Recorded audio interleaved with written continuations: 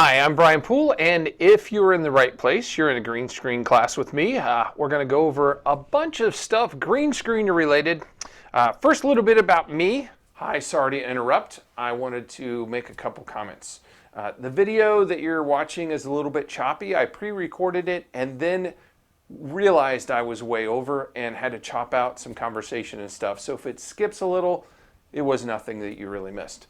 Number two is that the extra footage is kind of green screening 2.0.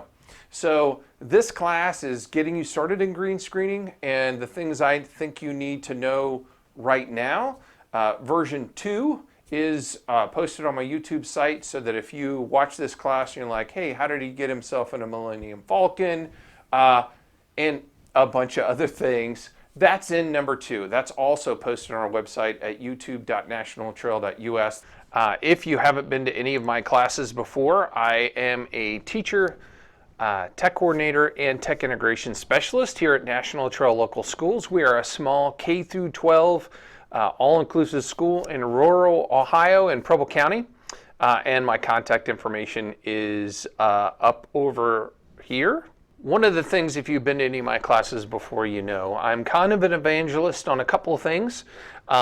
Using a good learning management system to augment your school curriculum like Moodle. And I'm big on recording classes. I've been recording every class since 2005 in my classroom when I went to a SMART presentation by Brett Ginsburg, who back in 2005, 6, and 7 was a mainstream hit at what was then eTech Ohio, which is now OETC.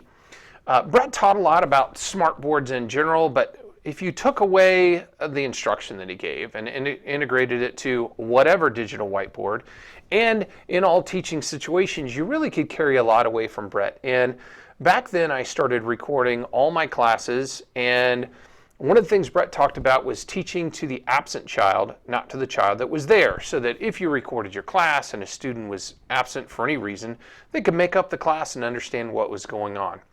Well, that's what got me started on my journey of recording classes. I've got a lot more reasons, and I've changed a lot of things since way back then. So let's look at the reasons I think you should record classes for students. So the first reason I think you should record class is obviously that thing that Brett Ginsburg talked about, which is for the student that misses class. But I go a little step further. It's not for the student that misses class physically, also for the student who misses class virtually. There are a lot of times there are students in our classroom that for any reason, sleep last night, difficulties at home, problems with other students, may not be there all the way, may not be paying attention to the lesson that you're given that day. And even if they are, they might be ADD, ADHD, phase out, come back. All of a sudden you're on something different and they missed out entirely and didn't even know why. So I add that both physically and virtually. And when I made that change, because when I first started recording, the videos were only accessible to students that missed on that day. Well, if you teach high school and you think that a student's gonna not pay attention to you so they get to watch you later for an hour or more on their video screen, that's probably crazy. In reality, students that phase out of class or are there but miss something, watch my videos, but they watch them for 5 minutes, maybe 10 minutes. They stop in, they find what they missed or didn't understand. They watch that small section, and then they close it out, and they're done. So I added that. Now, since 2012, I started a YouTube channel with all my classes, and then probably not until 2016 did I start thinking about, well, the easiest way to access instead of having channels and playlists, I just post it right on my school calendar. They can go to any day, see what the lecture was, and review or get that thing that they missed right off my classroom calendar. I still teach to the absent, and I put or absent-minded child when I do classroom recordings. And I realize this class is about green screen, but green screening is just a step past that. A little more preparation, a little more flexibility, a little more freedom to be anywhere in a green screen. and a little more ability to capture the imagination and attention of your students, which are, whether we like to think of them that way or not, our audience, right? So we teach to the absent or absent-minded child. It also allows any student that needs remediation to get that lecture again, so that they can listen to, hear, see whatever you presented a second, a third time, that maybe makes that thing click. It allows then that anytime, any place, any pace learning to put you at the speed they learn at. And I tell my students, if I'm talking too fast, put me on 0.75. If I'm talking too slow, put me on 1.25. YouTube allows me as a viewer to speed up and slow down the presenter to the speed that I can absorb it at. There's a lot of times I watch YouTube videos and I put them on 2 times until they get to that meat that I was looking for, and then I go and slow them down to the speed, pause, rewind to whatever I need. And students like to be able to do the same thing. Parents can see what their students are doing in a class anytime. And I know this is one of the parts that worries a lot of teachers. They can see what happened in my class. Well, it depends on how you do it, right? Doing a screen capture recording with no video, like no me here, it is perfectly acceptable.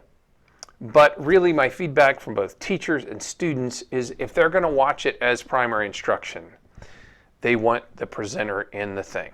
If you were watching this and all you got was the screen and the voice, it's not the same thing at all, and there's no connection to the presenter. My voice doesn't let you see who I am.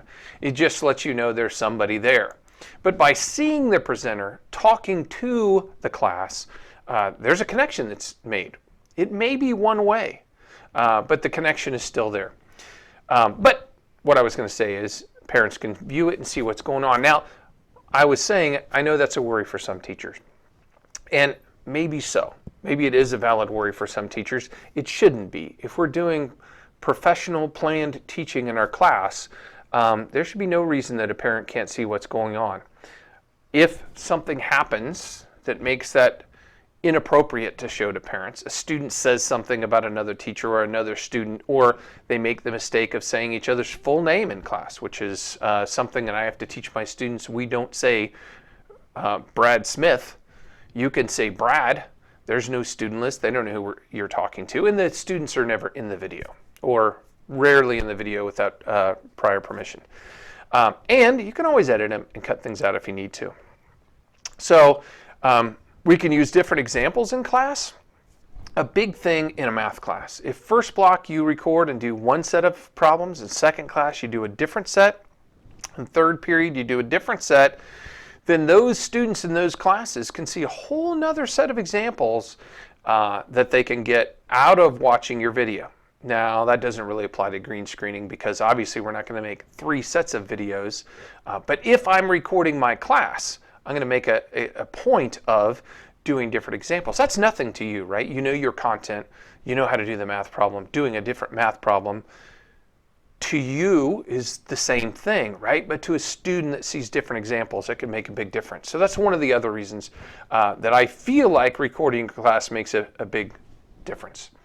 The other one is for blended learning activities. Since I started recording my class back in 2012, and I didn't retire until December of 2017, if I was ever going to do reserve duty, going to be gone for a conference, going to be gone at a tech meeting, I had a recording of my class, of me teaching, that I could turn into a blended learning activity for my students. And I'm going to go through how I set up those blended learning activities now in this class. But you have a repository that's good for you that you know is the material you cover. And I truly believe that when you record yourself, it will help make you a better teacher.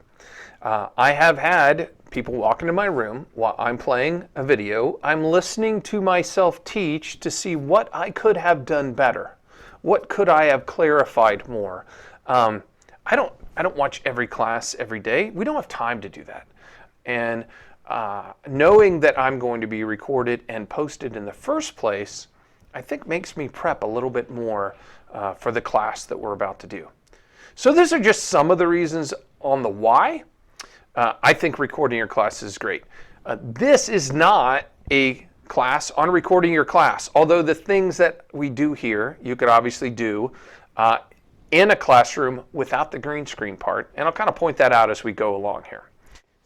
So one of the advantages of green screening is that you can be anywhere, and your imagination is your only limitation. You can go and make things captivating for your students.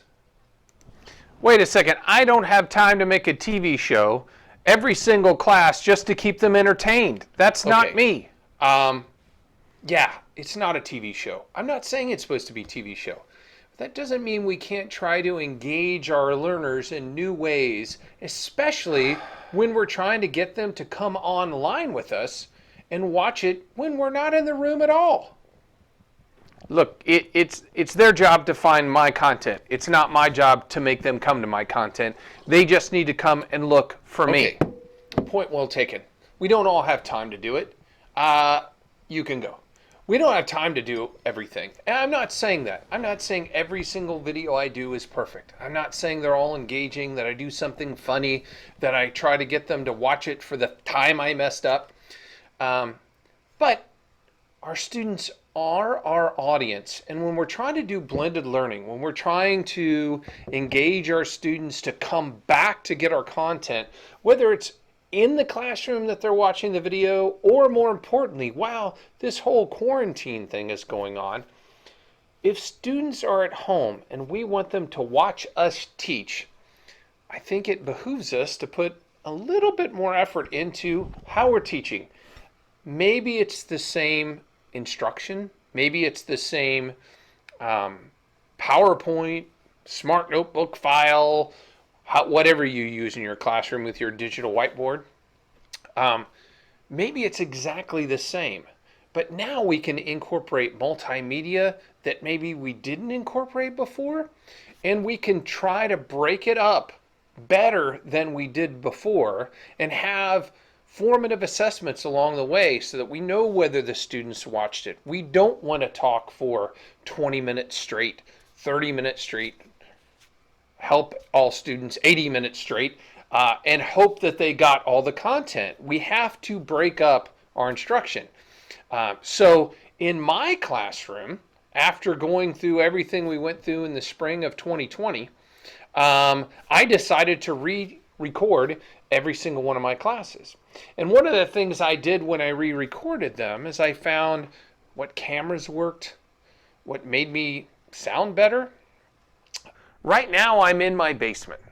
I'm not in front of some great green screen studio. I'm actually the opposite. This is where I'm actually at. I'm actually just sitting at a table and a cropped off camera in front of nothing.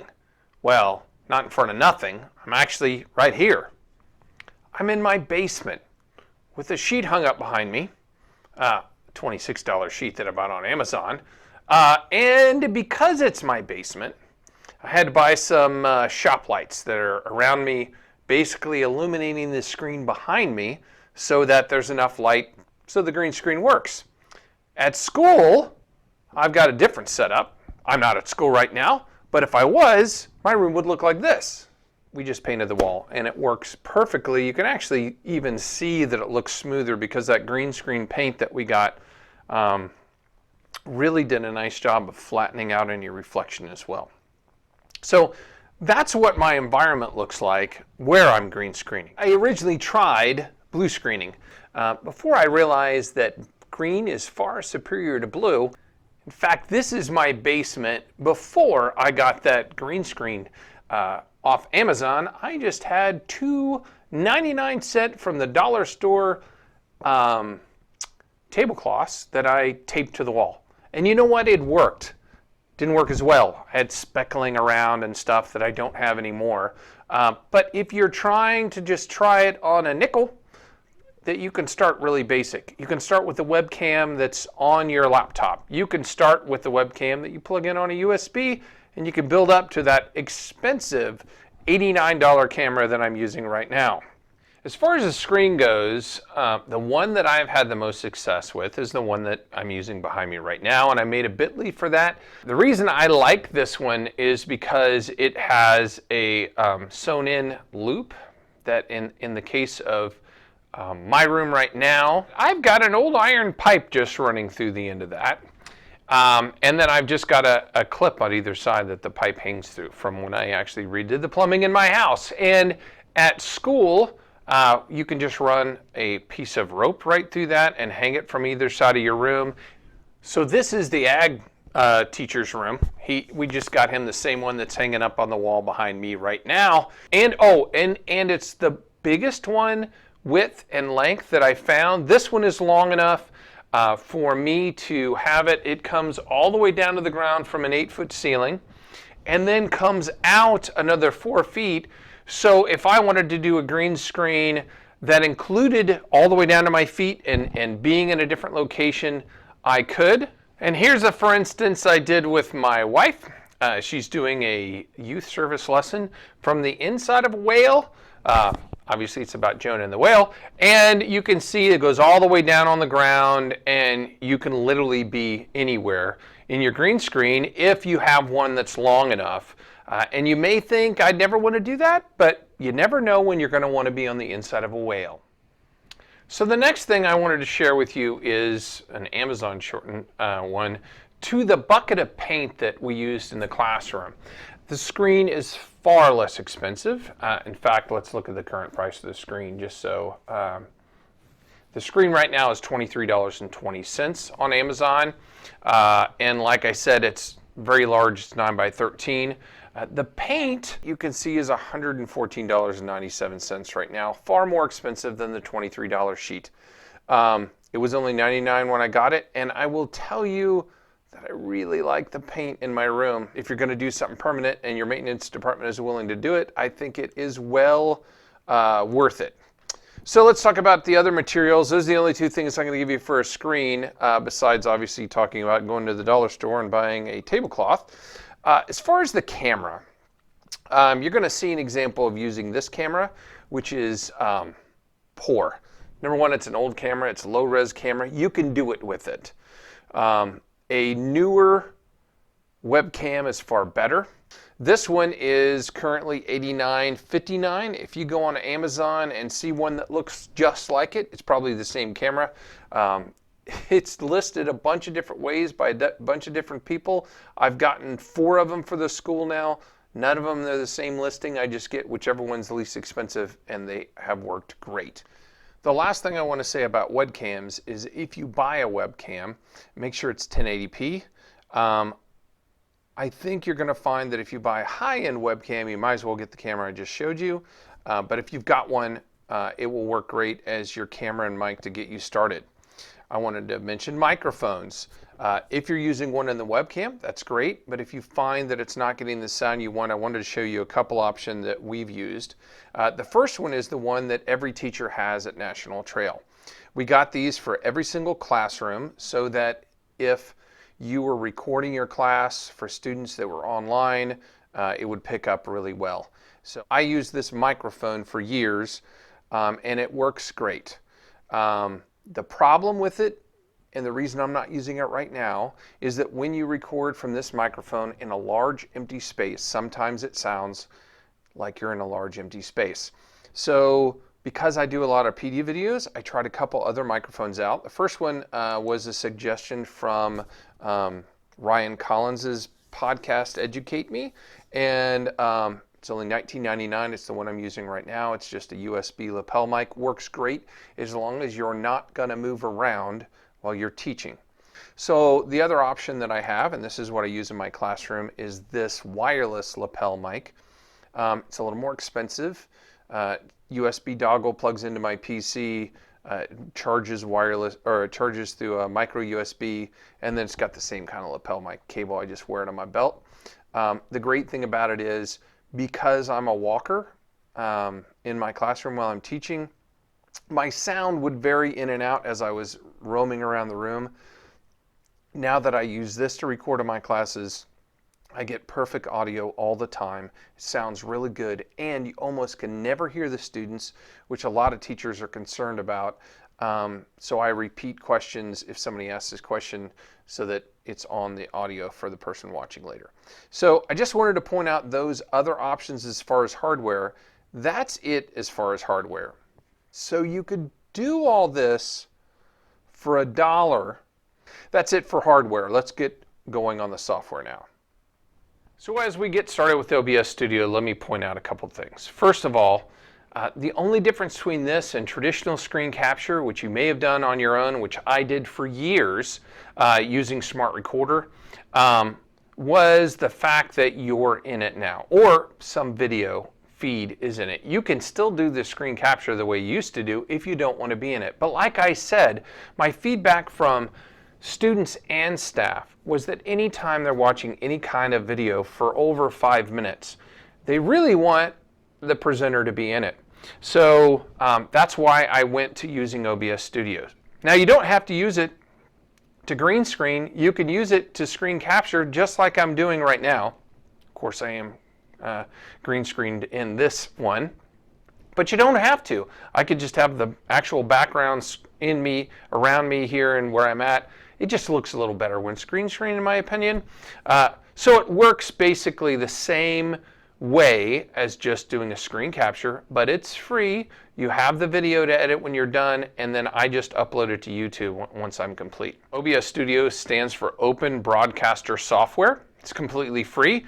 You can see right here on the download page at obsproject.com that it's available for Windows, Mac, and Linux.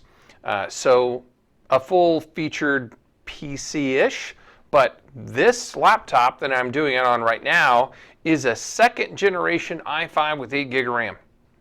I'm not using any big high-end system. I don't need to. OBS Studio does a pretty good job on its own.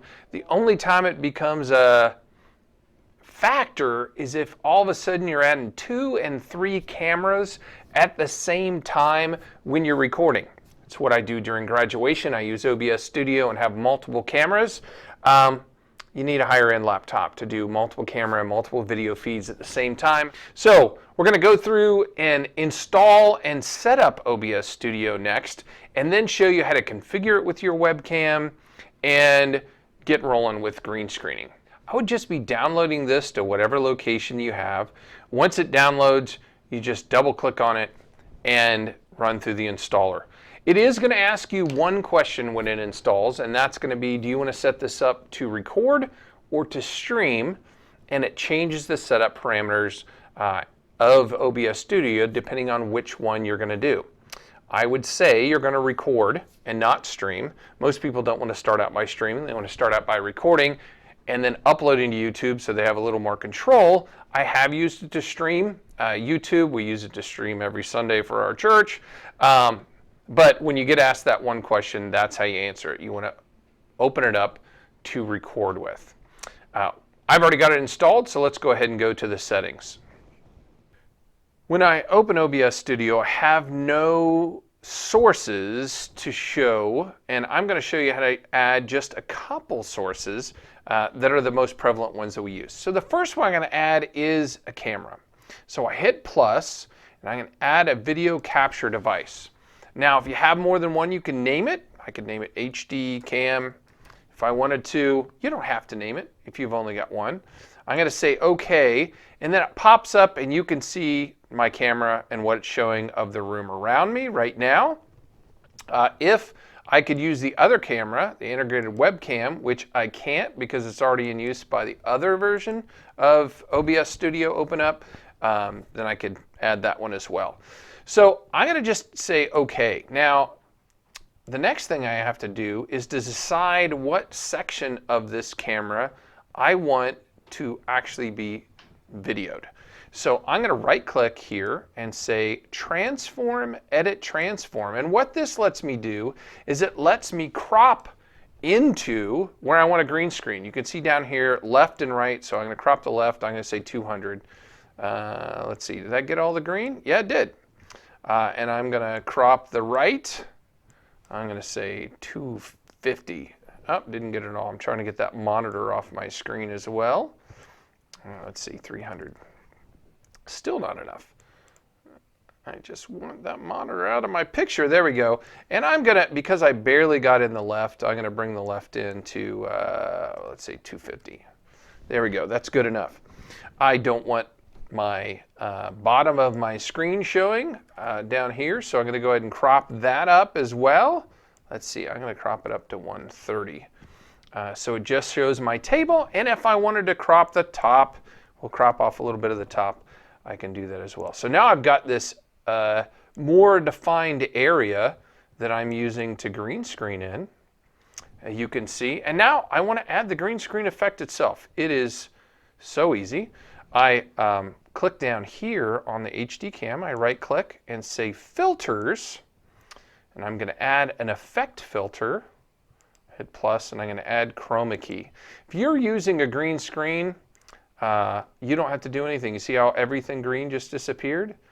I can mess with this similarity back and forth if it doesn't quite, if I get a lot of sparkle, I can mess with the smoothness as well. But you see, as soon as I say okay, I've just green screened to a black background that shows nothing else. So whatever else shows behind me. Now I can mess with where I want to be and how big I want to be. Here, I'm going to go ahead and put myself down into the side here for this process that I'm showing you, however you want to do it. And I'm going to go ahead and lock it. So now I can't move me accidentally. So that's the first thing I do is I'm going to add video. Now, it layers these sources that I'm going to add from top to bottom. So as I add things, I'm going to have to slide them below the cam if I want me to be seen. So the first thing I'm going to show you is I'm going to add an image. Now, when we add pictures, I can add multiple images, by the way. I'm just going to add one for now. You want to make sure you get a reasonably good quality image. If you're using Google Images to look for stuff, make sure you set it to large file size. You could name this as well. I'm going to go ahead and say okay. I'm going to browse to an image. I downloaded one, a map there that I'm going to go ahead and throw up behind me and say okay. And I'm going to stretch that to the size of my screen.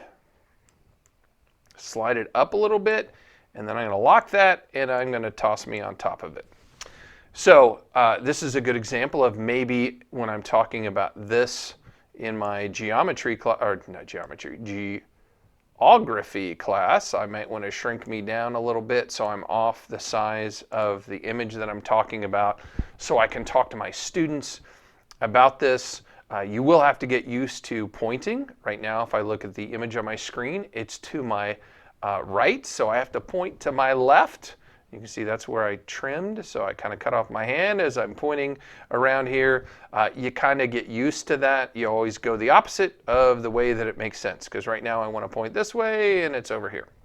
So that's an image, and you could do multiple images in one recording, and I can show you how to transition between different images as well. So that's an image, pretty easy. A video, we could add a media source. I'm going to go ahead and add a video, and you could, again, name that whatever you want it to be. I'm going to go ahead and browse to a video. And once I've selected that video, I'm going to say OK, and it immediately starts playing. I'm going to go ahead and double click on this video down here. I can say to loop this video, and it starts when I make the video viewable. So I could make it not viewable, slide it below me, and then have the video come in, and there I am sitting as everyone's getting sick, riding a high-speed train to wherever this is going. I think it's on the English countryside that we're seeing. Oh, that's disconcerting. I'm seeing me and me. I'm going to go ahead while we're doing this and remove one of me so there's not two of me at the same time. So that's a video file. You can actually scroll to wherever you want it to be on the video file. I could pause the recording, put it to where I want it, and then unpause the recording, have it start playing at the same time. The last thing, input, that you might want to have is a screen. So I'm going to go ahead and add that one, and you can say on this that you want to get a screen or display, capture. So I'm going to hit display capture. If you've got more than one display, you could name them if you want to. I'm going to go ahead and say OK. And I have two here. So we're going to capture the one we're not actually looking at. I'm going to say OK, and I'm going to make this full screen. I'm going to slide it over here, and I'm going to lock that as well. And again, put me on top. And I'll lock these other ones and make them all go away other than my display capture. Now, if you do this, you're doing nothing different than if you're doing a screen capture video, which is what I do in my classroom. I'm using OBS Studio to put whatever I'm doing on the screen there, and then a camera of me teaching in the front of the classroom so that it's a video of me teaching my class, not just a screen capture with no interaction in the class. This is better because I'm looking at you, I'm talking to you, as opposed to I'm off to the side, but it's better than nothing. So those are really the four main sources that you might want to put for video. And I want to show you how you then can transition between one video and another. So I'm going to do what's called studio mode here. And when I go into studio mode, if I was recording, the thing on the right, the program, that's what's actively being recorded at any one time. The one on the left, the preview, is what I'm getting ready to record.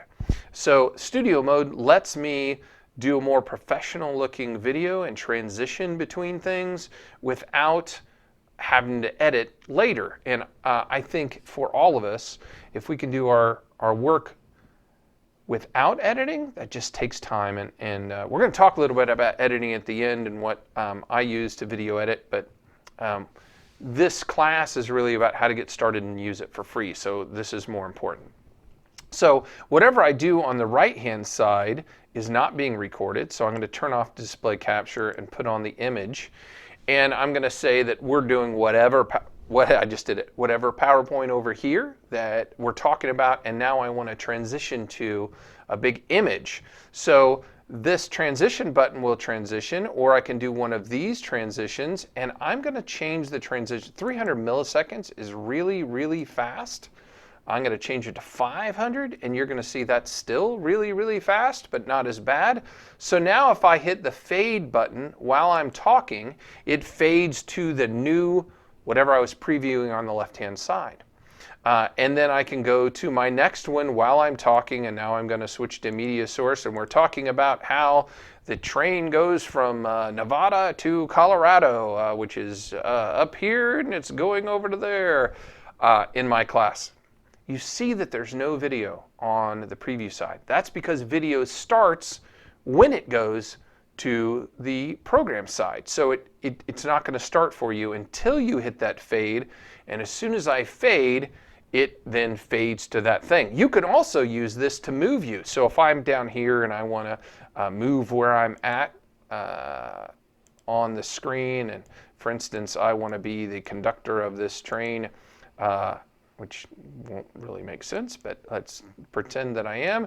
And they see this. Now if I hit the fade button, I fade over to the different location on the media as well. So not only can you fade whatever media source you have, whether it's the screen or a video or a picture, you can also change the cameras as well when you're doing that. So whatever I'm doing on the left-hand side, once I hit fade, becomes the program that's actually being delivered and recorded on the other side.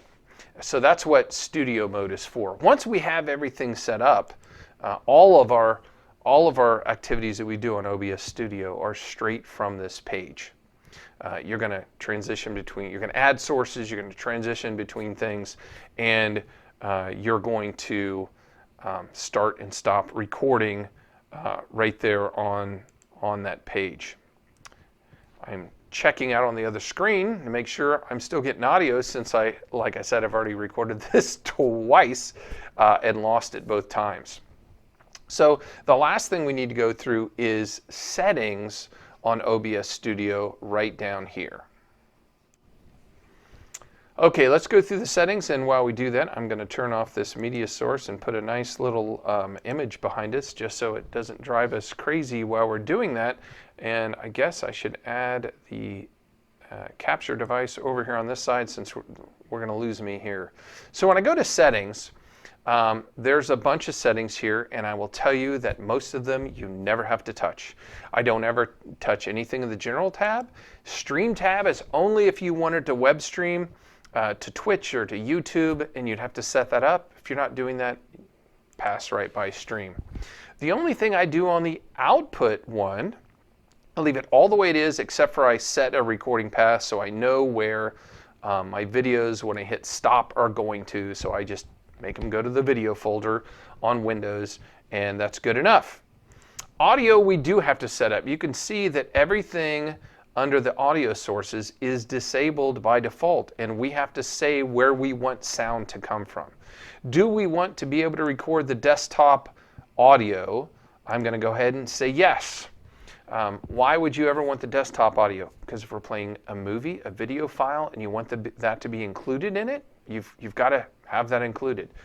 It's going to sound better if you record desktop audio and turn off your mic than if you play it on your classroom speakers and then hope that it gets to your mic. Along with this, this is a great way to record an online video like YouTube or from some other site that you want a high quality video of it. You can set this up to capture the screen, to capture the desktop audio. You can hit record, you can play that file, you can stop, and now you've got a copy of whatever that YouTube or online video was for your use for whatever you want, and we do that all the time. So that's why you might have desktop audio. You have to set up some kind of microphone. Now you can just say default, and then whatever is being used as a mic is there. That's fine. I'm going to go ahead and say I'm going to use the camera that we set up as an input right now, and then I'm going to hit apply and say OK and come back and look at that. Here's desktop audio right now. You can see us picking up that sound on that mic right there. I can always mute these things if I want to so that they're not on the audio. For instance, if this was a YouTube I was going to record in the background, I turn on desktop audio sound, I turn off the mic to get the highest quality. If I'm teaching, I'm going to have the mic on, and if there's something like this one that you don't even want to show up, I can right click on it and say hide, and now it's gone, and I only have the ones that I want to turn on and off as audio sources. So there's audio. I'm going to go back into settings, and after audio, and I don't mess with any of these other settings down here. I don't need to. I'm going to go down to video. And in general, the video settings, if you've got a high resolution monitor, are probably great just the way they are. You can turn them up if you find that the video is not good enough. The highest resolution video that YouTube thinks on their site that you should use is, oh, I'm at the wrong one, is 1920 by 1080. That gives you a 1080p video.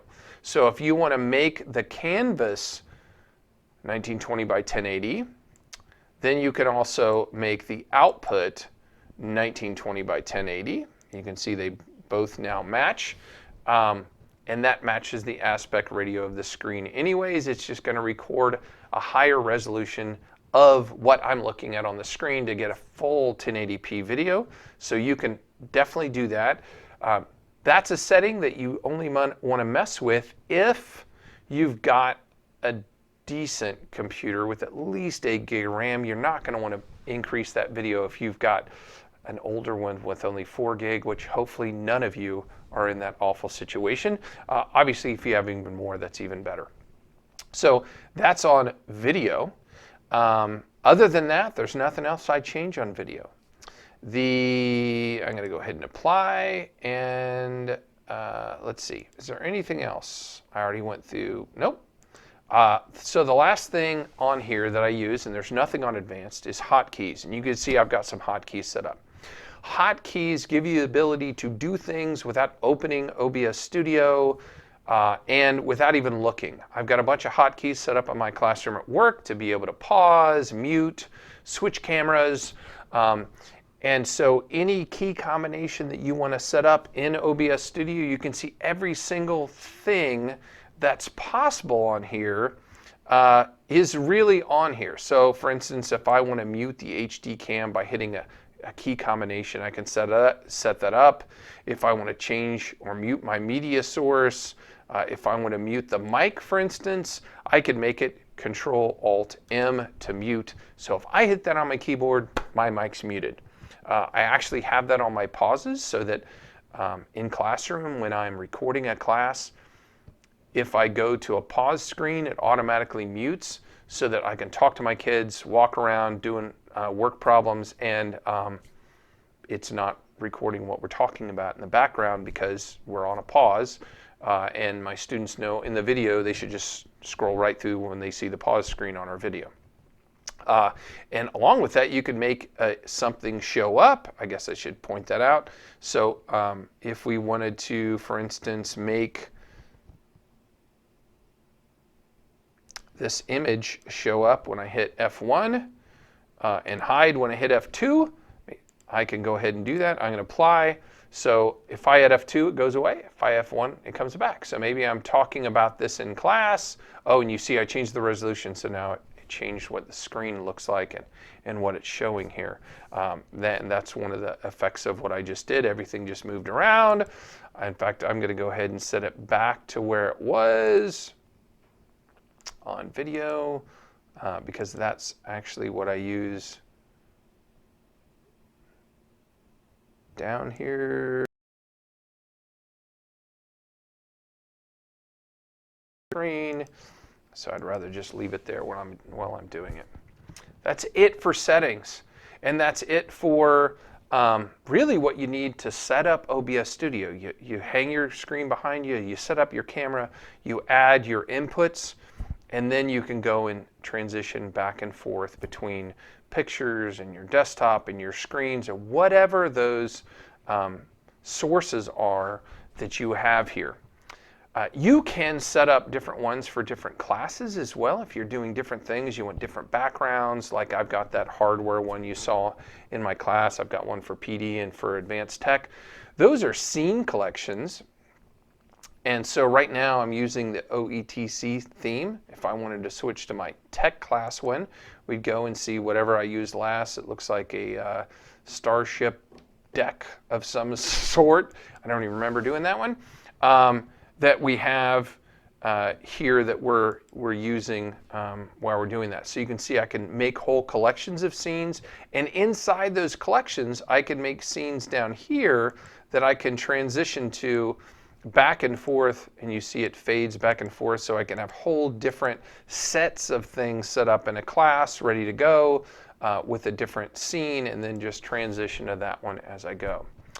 I think that's it for all the settings that I use in OBS Studio. Like I said, I use it all the time and I use it a lot.